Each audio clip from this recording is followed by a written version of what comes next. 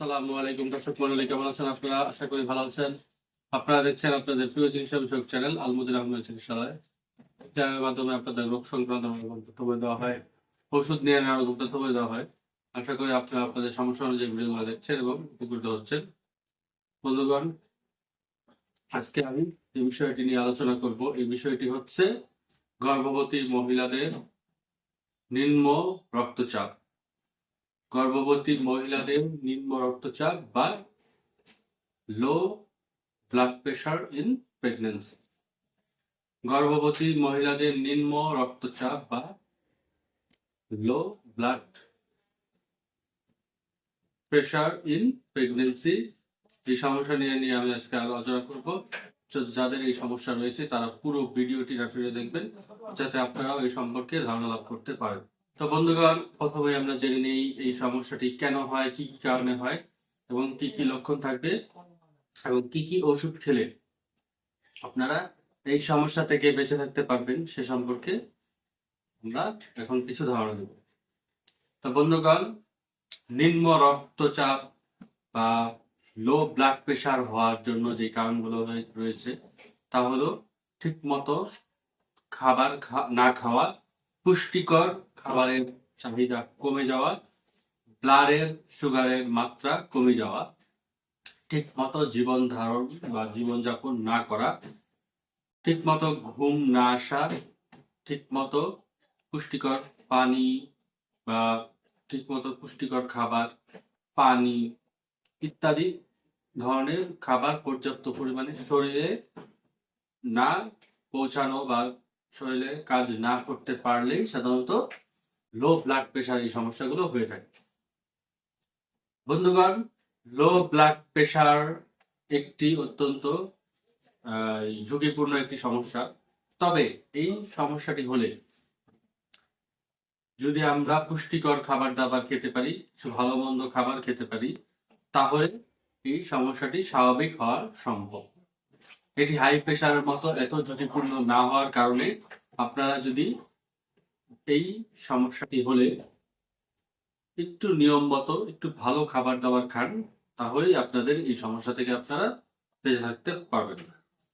তো বন্ধুগণ, গর্ভাবস্থায় দেখা যায় অনেকে ঠিক মতো খাবার খেতে চায় না, যেহেতু তার নাকের মধ্যে একটি দুর্গন্ধ তৈরি হয় বা নাকের মধ্যে কোনো গন্ধই তার সহ্য হয় না। এই কারণে অনেক সময় গর্ভাবস্থায় নারীরা ঠিক মতো খাবার খেতে চায় না বা ঠিক মতো খাবার খেতে পারে না, যার কারণে তাদের এই সমস্যাটি হতে পারে।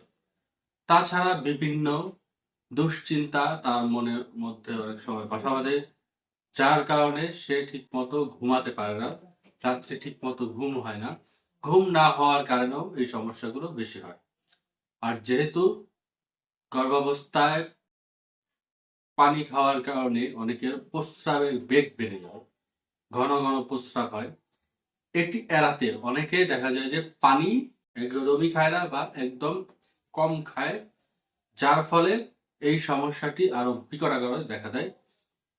তার এই প্রস্রাবের সমস্যা থেকেই যায়।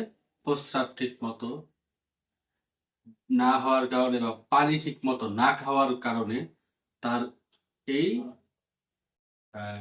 লো প্রেশারের সমস্যা থেকে যায়, লো প্রেশারের সমস্যার সৃষ্টি হয়। এর জন্য প্রথমে আমাদের যে কাজগুলো করতে হবে সেগুলো হচ্ছে পরিমিত পরিমাণে পুষ্টিকর খাবার একজন গর্ভবতী মহিলাকে সবসময় খাওয়াতে হবে।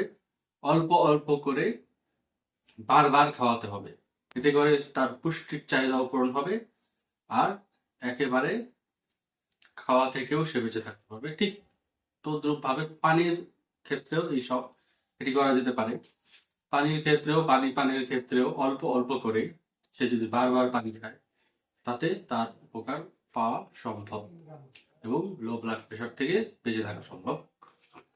তার পাশাপাশি পুষ্টিকর খাবার দাবার তার চালিয়ে যেতে হবে, খেতে হবে, এতে করে এই সমস্যা থেকে সে দূরে থাকতে পারবে। তার পাশাপাশি আমাদের হোমিওতে বেশ কিছু ওষুধ রয়েছে লক্ষণ ভিত্তিক। যদি তার এই সমস্যা হয়ে যায়, তাহলে লক্ষণ ভিত্তিক এই ওষুধগুলো যদি তাকে খাওয়ানো যায়, তাহলে ইনশাআল্লাহ তার এই সমস্যা থেকে সে বেঁচে থাকতে পারবে। তো বন্ধুগণ, আশা করি আপনারা আমাদের এই কথাগুলো বুঝতে পেরেছেন। আমাদের লক্ষণ ভিত্তিক যে ওষুধগুলো রয়েছে সেগুলো আপনারা সকল হোমিও ফার্মেসিতে পাবেন। আমার থেকেও আপনারা ওষুধগুলো সংগ্রহ করতে পারেন। নিচে আমার নাম্বার দেওয়া থাকবে, এখানে আপনারা যোগাযোগ করে আমার থেকে ওষুধগুলো সংগ্রহ করতে পারেন। পার্সেলের মাধ্যমে সারা বাংলাদেশে ওষুধ সরবরাহ করা হয়। তো বন্ধুগণ, আশা করি আপনারা আমার কথাগুলো বুঝতে পেরেছেন। যদি ভালো লেগে থাকে তাহলে আমার চ্যানেলটি সাবস্ক্রাইব করবেন, পাশে থাকা নোটিফিকেশন বেল আইকনটি প্রেস করে দিবেন, যাতে প্রত্যেকটি ভিডিও আমি ছাড়ার সাথে সাথে আপনি পেয়ে যান। এবং আপনারা আমাদেরকে আপনারা কমেন্টে জানাবেন আপনারা কি কি ভিডিও দেখতে চান বা কি কি সমস্যা রয়েছে, সে অনুযায়ী পরবর্তীতে আমরা ভিডিও করার চেষ্টা করব। তো বন্ধুগণ, ভালো থাকবেন, আপনারা আমাদের জন্য দোয়া করবেন। আসসালামু আলাইকুম।